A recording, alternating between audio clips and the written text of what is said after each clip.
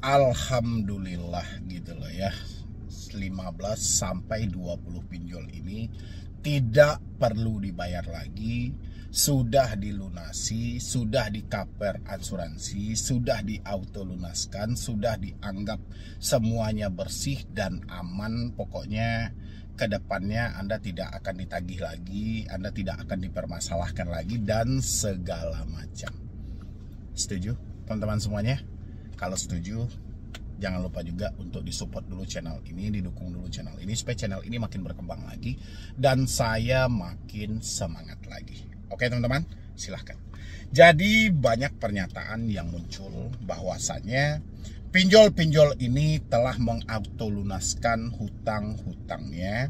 Semua hutang nasabah macet dan itu juga sudah di-cover oleh beberapa perusahaan juga untuk diautolunaskan gitu loh. Jadi tidak perlu dibayar lagi, tidak usah dibayar lagi, dan itu tidak akan ditagih, dan ini juga tidak akan ada DC lapangan dan segala macam. Begitulah bunyi pernyataan yang disampaikan oleh teman-temanku yang telat bayar atau tidak mampu bayar. Saya nggak tahu teman-teman dapat informasi itu dari mana gitu loh ya. Tapi terlepas dari manapun teman-teman mendapatkan informasi, ya kita ucapkan alhamdulillah. Memang seperti itu harapan kita teman-teman. Kalau bisa pinjol ini tidak perlu dibayar lagi gitu loh. Sudah ada perusahaan yang mengcover, entah itu asuransi, entah itu nanti subsidi dari pemerintah dan segala macam. Tapi ini perlu ada tapinya teman-teman. Tapi semua itu hanya ada dalam mimpi teman-teman semuanya. Faktanya tidak seperti itu gitu loh. Itu hanya mimpi orang-orang yang galbay pinjol atau orang-orang yang mengejar view untuk konten-konten mereka. Pada dasarnya teman-teman, sampai detik ini pinjol masih berpacu dengan tagihan. Bahkan segala cara mereka upayakan untuk mengambil tagihan. Walaupun OJK dalam COJK nomor 19 tahun 2023 memang menyampaikan pinjol wajib bekerja sama dengan asuransi. Tapi fakta yang terjadi di lapangan, hal itu hanya tinggal kenangan teman-teman sebenarnya. Bukan tinggal kenangan ya, karena dia juga belum mati ya. Hal itu cuma tertinggal dalam COJK itu aja. Fakta di lapangan, entah iya mereka menjalin kerjasama dengan asuransi atau tidak. Karena sampai detik ini, secara spesifik, secara detail, kita tidak melihat seperti apa mereka mengklaim asuransi tersebut. Yang kita tahu adalah pemotongan biaya layanan di awal. Ketika biaya layanan ini menjadi viral karena begitu besarnya pemotongan admin di awal ini, pasti pinjol selalu berdalih sebagian dari biaya administrasi ini ya, atau biaya admin yang dipotong di awal ini sebagian dibayarkan ke premi asuransi. Ya kalau memang seperti itu ya bagus. Ya kan? Harusnya ketika ada nasabah yang macet, itu kan sesuai dengan pembayaran tadi itu diklaim aja gitu. Tapi tidak sesimpel itu. Bayar langsung dibayar lagi, nggak sesimpel itu. Kalau kayak gitu ya sama aja dengan money give. Dibayar preminya 150, Anda galbay 1,5, asuransi yang bayar 1,5. Pertanyaannya kalau seperti itu secara terus-menerus, asuransi dapat duit dari mana ini? Ya asuransi pun rasa saya tidak mau gitu loh. Nah makanya pernyataan-pernyataan seperti itu lahir ya dari beberapa orang yang saya perhatikan, yang selalu live di media-media sosial menyampaikan hutang ini tidak perlu dibayar. Hutang ini tidak perlu dibayar. Ini sudah diautolunaskan, ini sudah diselesaikan, ini sudah di-cover asuransi. Pasti orang-orang tertarik tuh, caranya gimana? Ya, dan begitu ada ketertarikan Anda untuk menanyakan cara tersebut, di sanalah musibah mulai muncul. Kenapa musibah? Mereka akan menawarkan semua jasa yang telah mereka rancang untuk melakukan penipuan terhadap diri Anda. Anda bisa hubungi admin saya, Anda bisa hubungi kami yang ada di bio dan segala macam. Nanti kita tuntun caranya. Nanti kita tunjukin caranya. Supaya Anda bisa mendapatkan program-program pemutihan hutang ini. Padahal semuanya bullshit teman-teman semuanya. Ya, bullshit gitu loh. Bukan kita tidak menginginkan, kita sangat menginginkan hal itu. Kalau bisa di tengah situasi kita tidak mampu bayar ini, memang asuransinya bertindak. Di tengah kita tidak mampu bayar, memang asuransi mengcover hutang kita ini. Tapi pertanyaannya asuransi mana yang mau? Ya, karena mereka juga melihat grafik pinjol itu seperti apa. Tingkat gagal bayarnya seperti apa. Dan perputaran untuk uang dari asuransi ini seperti apa. Yang jelas, kesimpulan hal itu, kalaupun OJK menyampaikan pinjol wajib menjalin kerjasama dengan asuransi untuk memitigasi resiko gagal bayar, Pinjol pun mengiyakan, pinjol pun menyetujui. Kenapa pinjol menyetujui? Hanya untuk mengambil biaya admin di awal. Supaya lebih keras lagi pemotongannya gitu loh. Pinjam 1 juta, yang Anda tampung 650 aja deh. 350 kita ambil biaya administrasi, materai dan segala macam termasuk biaya asuransi. Padahal asuransi tidak didaftarkan. Ya, ini hanya mengambil pemotongan aja. Gitu loh teman-teman semuanya. Jadi teman-teman jangan salah kaprah juga dengan hal-hal seperti itu. Itu bertanya sama saya, Bang, benarkah hutang kita sudah diautolunaskan? Banyak pinjol yang melakukan pemutihan hutang kita, dan alhamdulillah katanya hutang kita tidak akan ditagih lagi ke depannya. Nama kita tetap bagus di BI Checking karena semuanya telah di-cover asuransi. Asuransi tidak semudah membalikan telapak tangan ini, teman-teman. Banyak persyaratannya gitu loh. Ya. Asuransi itu kan ladang usaha juga. Mereka juga butuh juga gaji karyawan dari mana, semuanya dari mana gitu loh. Ya, ini yang perlu teman-teman pikirkan dengan matang. Sampai detik ini teman-teman, saya masih mempelajari soal asuransi pinjol ini terhadap setiap nasabah yang melakukan peminjaman. Saya belum mendapat celahnya seperti apa gitu. Seperti apa nantinya nasabah yang diwajibkan untuk membayar asuransi melalui admin di awal ini gitu. Dan seperti apa klaimannya? Karena saya berkaca gini teman-teman. Ada satu kasus ya di sekitaran tahun 2023. Itu yang bersangkutan sudah meninggal dunia. Sudah mati. Oke, bahasa kasarnya seperti itu, sudah mati. Ya, sudah meninggal dunia, sudah almarhum. Tidak ada lagi di dunia ini. Tapi dia terjebak di hutang pinjol, itu terus-terusan ditagih. Pihak keluarga telah menyampaikan yang bersangkutan sudah meninggal dunia. Apakah pinjol bisa terima dengan hal itu? Tidak. Ya, tetap diburu oleh debt collector. Berarti menandakan pinjol ini tidak menjalin kerjasama dengan asuransi. Ya, itu saja kita sudah jelas nampak bahwasannya ini hanya permainan semata gitu loh, untuk memotong biaya layanan di awal itu saja. Makanya disematkanlah biaya yang namanya asuransi. Begitu kita komplain kepada OJK, apa yang terjadi? OJK lepas tangan dalam hal ini. Kalaupun OJK menjawab, merespon semua yang kita tanyakan, itu pun akan dilempar ke pihak aplikasi masing-masing. Kalau Anda nggak percaya, coba Anda melapor sama OJK. Kalau nggak Anda mendapatkan jawaban yang tidak memuaskan, paling ujung-ujungnya Anda akan dilempar ke aplikasi lain. Ya, ke aplikasi bersangkutan. Atau ke AFI. OJK cuma bisanya seperti itu. Seakan-akan mereka lepas tangan dalam hal ini. Mereka tidak peduli. Mau seperti apapun. Lain hal kalau kasusnya viral.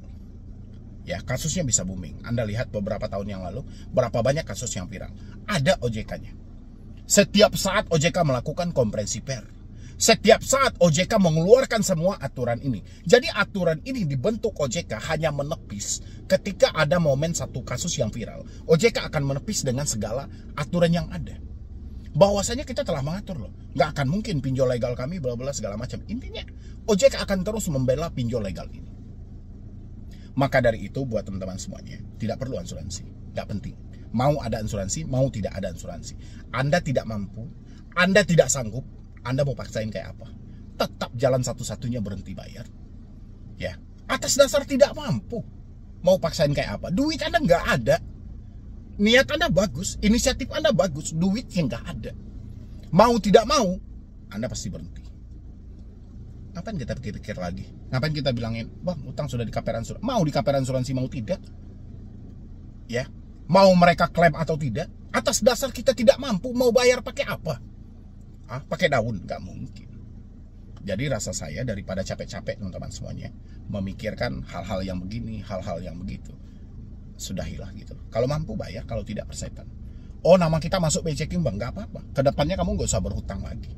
Nama kita masuk Slick, Bang, nggak apa-apa. Kedepannya kamu tidak dikejar-kejar lagi dengan tagihan. Nama kita, Bang, masuk Slick, Bang. Ya sudah gitu loh. Ada saatnya Anda berpacu dengan diri Anda untuk Anda membeli suatu barang secara cash. Ya, nggak harus juga kredit. Kredit ini hanya kebutuhan mendesak loh. Gak mungkin nggak setiap hari Anda mendesak terus. Gak mungkin. Gak mungkin untuk beli mobil. Itu yang harus teman-teman pertimbangkan. Jadi sudahilah rasa saya memikirkan hal-hal yang tidak penting. Bukan saya mematahkan semangat Anda, tidak. Saya pun juga berharap hal seperti itu. Karena kita sudah bayar preminya di awal. Kita sudah bayar untuk biaya asuransinya di awal. Harusnya ketika kita tidak mampu bayar, pinjol tinggal klaim dong. Tapi ya entah seperti apa di balik layar, kita nggak tahu. Yang jelas pinjol tetap melakukan penagihan. Seakan-akan hal ini tidak diasuransikan. tetap aja gitu loh. Mau Anda telatnya 5 bulan, 6 bulan, 1 tahun, 2 tahun, tetap mereka akan melakukan penanggihan. Berarti menandakan asuransi hanya tertulis di atas kertas saja. Ya, entah iya itu diklaim atau tidak, yang jelas kita tidak akan tahu proses hal-hal seperti itu. Kita capek-capek cari di Google secara spesifik, kita tidak tahu. Itu mereka rahasiakan.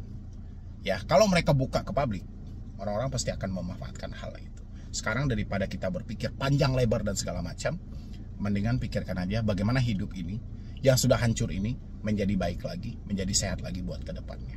Oke teman-teman semuanya, mungkin dari saya cuma itu aja. Terima kasih banyak teman-teman telah hadir di sini.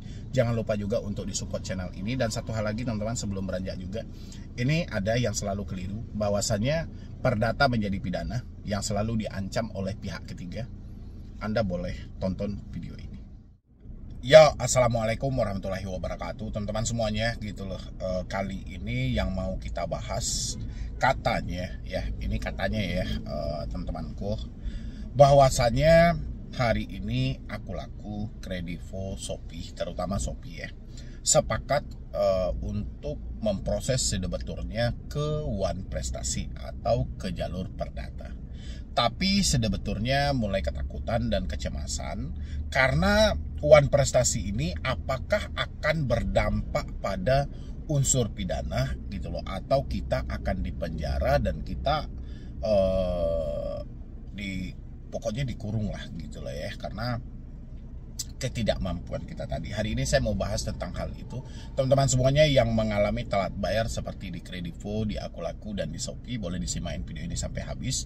Yang belum mensupport channel ini boleh disupport dulu ya. Oke, Anda boleh lihat di sebelah saya teman-teman, ini adalah satu pertanyaan dari subscriber saya juga, yang mana dia bertanya di sini, "Bang, jelasin tentang One Prestasi dong Bang.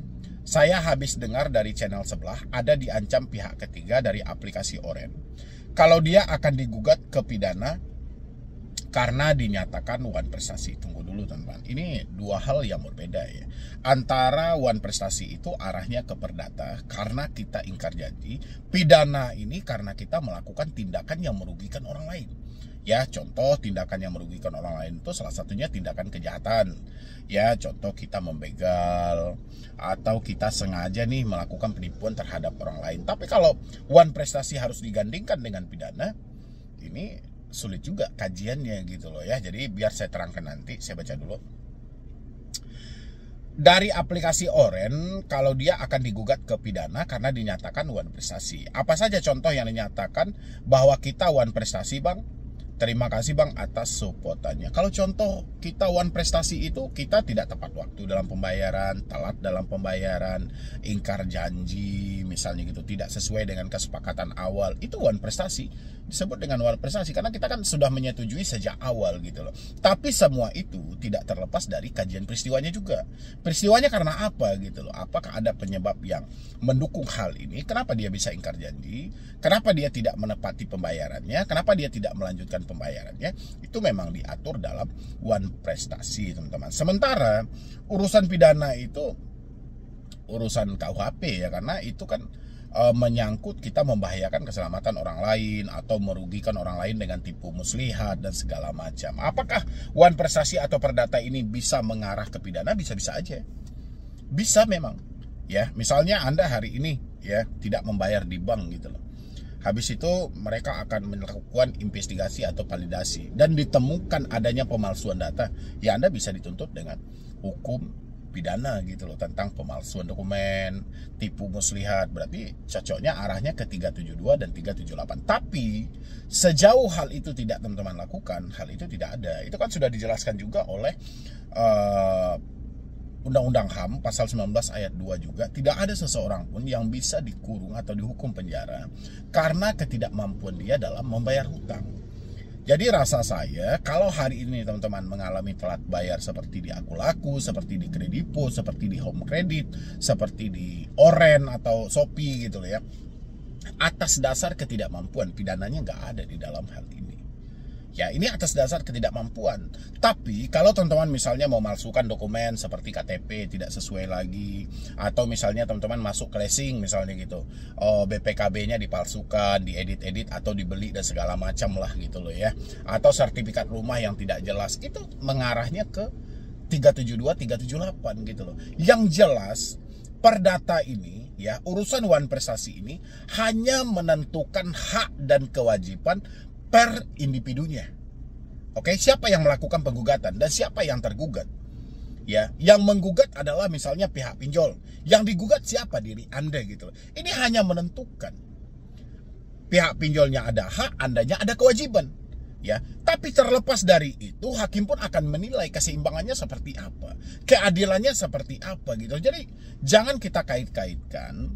Oh, mentang-mentang kita tidak bayar nih, tiba-tiba kita akan dipenjara, tiba-tiba kita akan dikurung nih, nanti dituntut pidana, tiba-tiba ditangkap polisi dan segala macam. Kalau kata tiba-tiba yang kita pakai, semuanya bisa aja kita kaitkan gitu loh.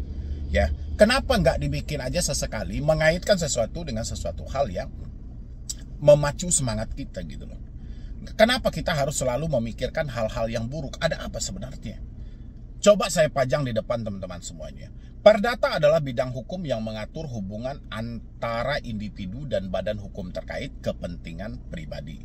Sedangkan putusan akhir perdata adalah kesimpulan hakim yang menyatakan hak dan kewajiban hukum para pihak setelah memeriksa seluruh fakta dan bukti yang diajukan dalam persidangan. Putusan ini bersifat mengikat dan dapat dilaksanakan secara paksa untuk menyelesaikan sengketa.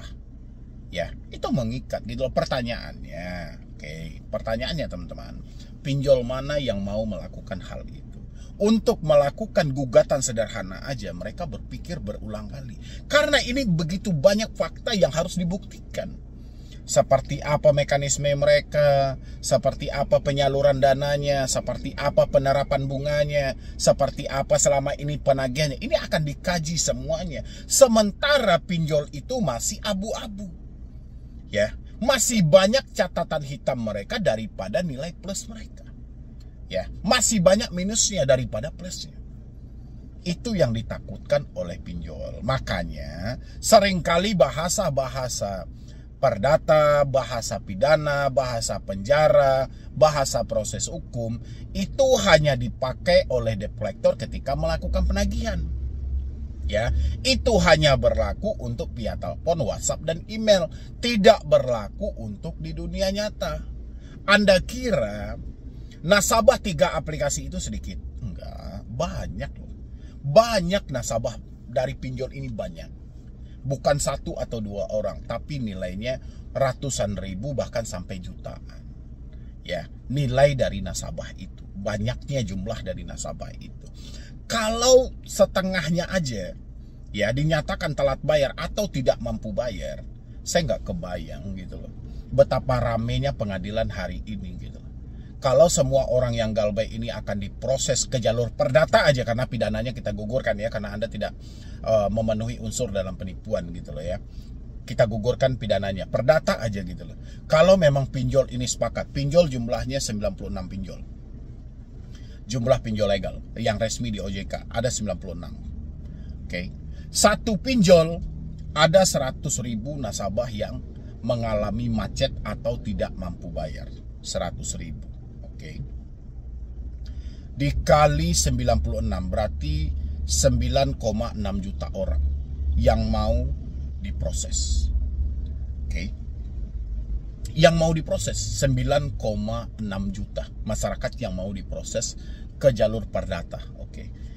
Pihak pinjol ini membutuhkan berapa banyak pengacara ini? Pihak pinjol membutuhkan berapa banyak pengacara kira-kira untuk memproses 9 juta masyarakat Indonesia ini yang mengalami macet sama mereka tadi. Kita ambil aja satu aplikasi itu 100.000 orang gitu. Ya. Berapa kira-kira itu teman-teman semuanya? Dan berapa lagi nih anggaran yang mereka butuhkan? Kita sama tahu ini perkara perdata. Berapa biaya pendaftarannya, berapa biaya sidangnya. Oke, biaya sidang akan dibagi dan biaya sidang akan dibebankan seluruhnya kepada si tergugat. Oke, sekarang pernyataannya si tergugat ini sudah tidak mampu. Ya, si tergugat sudah tidak mampu, menyatakan menyerah. Nggak mampu lagi gitu loh. Kalaupun ada aset mereka ambillah. Jadikanlah nilai uang gitu loh. Yang jelas dia sudah menyerah. Apa yang terjadi? Ini sesuatu yang mustahil, teman-teman. Makanya hal-hal tentang proses-proses ke jalur hukum itu hanya dipilah-pilih dengan nominal yang cukup fantastis juga, dengan nominal yang cukup besar juga, dan nilainya pun seimbang menurut pihak pinjol. Itu kemungkinan akan mereka lakukan pemrosesan. Contoh kayak yang viral, kasus kebab Baba Raffi yang meminjam nominalnya sampai 2M gitu loh. Itu oke-oke aja gitu loh. Tapi kalau nominalnya sampai 50 juta ke bawah gitu loh, rasa saya tidak akan mungkin mereka mau memproses Anda ke jalur hukum perdata tadi. Kita contoh aja dari leasing gitu loh. Leasing ketika ada nasabah yang macet bayar, tidak mampu bayar, bahkan sudah berbulan-bulan, leasing lebih baik menjalin kerjasama dengan eksternal. Ya, dengan pihak ketiga yang ada di lapangan, mereka lebih baik menjalin kerjasama itu daripada mereka melakukan pemrosesan ke jalur hukum perdata.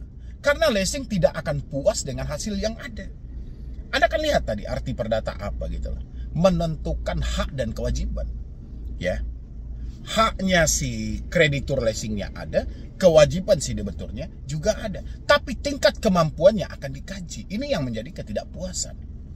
Jadi teman-teman jangan serba dikaitkan, hal-hal begini dikaitkan dan segala macam, itu nggak ada teman-teman. Ya, kalau pinjol ingin memproses Anda ke jalur perdata, ke jalur wan prestasi, harusnya pihak ketiga tidak perlu lagi mereka ajak kerjasama. Ngapain? Ya, apakah proses hukum ini tidak diperbolehkan, Bang? Enggak juga. OJK ada, dalam aturan OJK boleh. Setelah 90 hari, pinjol tidak boleh melakukan penagihan lagi, tapi pinjol ada dua opsi. Menjalin kerjasama dengan lawyer atau penasihat hukum untuk menjatuhkan ke wan prestasi, atau menjalin kerjasama dengan pihak ketiga. Tapi pinjol lebih memilih menjalin kerjasama dengan pihak ketiga daripada dengan lawyer. Sampai di sana Anda harus paham sebenarnya ada apa gitu loh. Kenapa dia tidak proses kita ke jalur hukum aja? Karena perkaranya tidak sesimpel yang diucapkan debt collector melalui telepon, melalui WhatsApp, melalui email. Tidak sesimpel itu teman-teman. Banyak tahapan dan banyak seleksi yang akan dipenuhi. Oke teman-temanku, jadi kalau Anda misalnya masih menemukan konten-konten tentang perdata menjadi pidana, mungkin bisa disimakin dulu apa yang sebenarnya dibahas, poin apa sebenarnya yang disampaikan gitu loh. Jangan hanya semata melihat judul, melihat thumbnail, habis itu menyimpulkannya rugi diri Anda. Ya, mereka yang membuat video-video seperti itu bukan tanpa alasan, pasti ada tujuannya. Pasti ada maksudnya dan pasti ada kesimpulan di dalam video itu. Makanya diutamakan kita menonton setiap video itu sampai habis biar kita tidak gagal paham. Oke teman-temanku, jadi untuk Anda yang mengalami telat-telat bayar di pinjol itu, saya berharap jangan ada yang ketakutan lagi, jangan ada yang kecemasan lagi. Insya Allah semuanya akan baik-baik saja. Jadi sekian dulu dari saya, Medi Broni. Wassalam.